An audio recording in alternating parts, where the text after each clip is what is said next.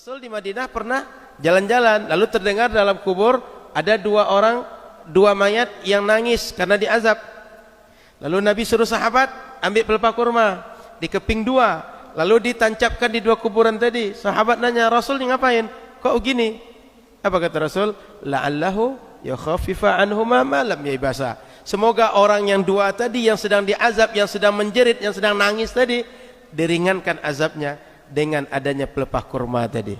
Dalam hadis sahabat Jabir bin Abdullah, riwayatnya mengatakan itu zikir dari pelepah kurma tadi sampai kering, dia terus berzikir, bermanfaat untuk mayat yang ada di kuburan.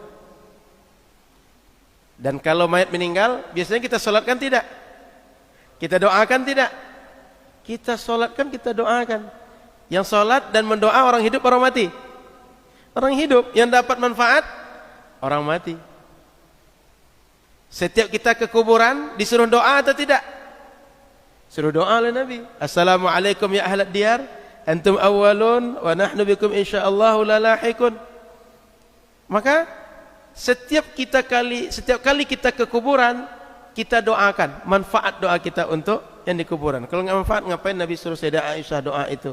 Ngapain suruh sahabat doa seperti itu? Ngapain kita setiap ke kuburan doa seperti itu?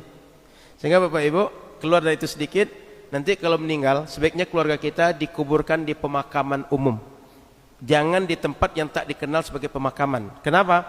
Kalau nggak dikenal pemakaman, orang nggak tahu bahwa itu ada kuburan. Sehingga orang kalau lewat dia nggak akan doakan kita. Tapi asal pemakaman, orang lewat itu pemakaman. Mau ada keluarga dia atau tidak, mau orang dia kenal atau tidak, dia akan baca Assalamualaikum ya ahlal kubur, Assalamualaikum ya ahlad diyar.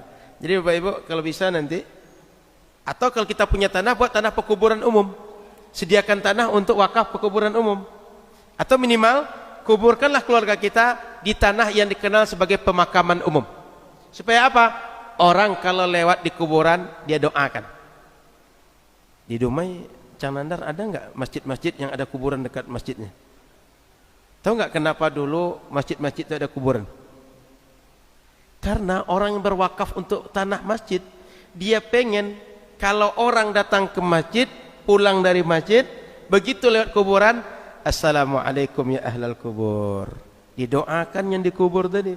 Bukan kita yang ibadah ke orang kuburan, bukan kita minta kepada kuburan, enggak. Yang di kuburan merasa butuh kepada setiap orang yang mendoakan kalau datang ke masjid. Karena di dunia ini tempat yang sering didatangi orang pasti masjid.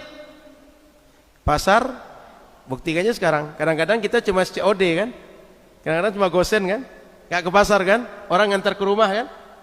Maka Bapak Ibu muliakan Allah Subhanahu Wa Taala, kalau masjid pasti didatangi orang minimal 5 kali sehari. Belum lagi kalau ada kita rapat, ada gotong royong, ada acara 17-an, ada acara Maulid Nabi, ada acara Tahun Baru Islam, dibuat di sekitar masjid, datang orang ke masjid.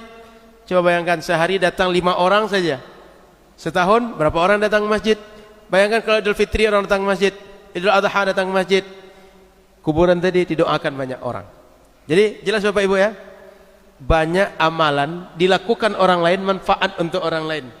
Kenapa pas giliran baca Quran untuk orang meninggal dia nggak manfaat? Jelas ya? Ini bantahan-bantahannya. Pertama, dia dibuat oleh ulama salaf, dibuat bahkan oleh sahabat Rasul. Bahkan kalau kita ingin tahu, ada nggak Rasul suruh kita bacakan Quran untuk orang meninggal? Ada.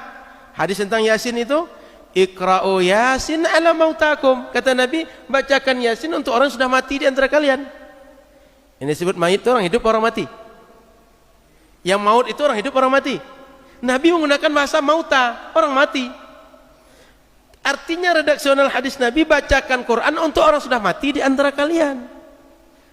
Jadi kalau ada yang permasalahkan, kalau ada kawan-kawan kita yang Wahabi, yang Salafi mengatakan nggak sampai, nggak manfaat, itu bid'ah. Loh, kenapa hadis Nabi yang mengatakan suruh membacakan Quran dituduh bid'ah, dituduh nggak sampai, dituduh sia-sia? Paham Bapak Ibu?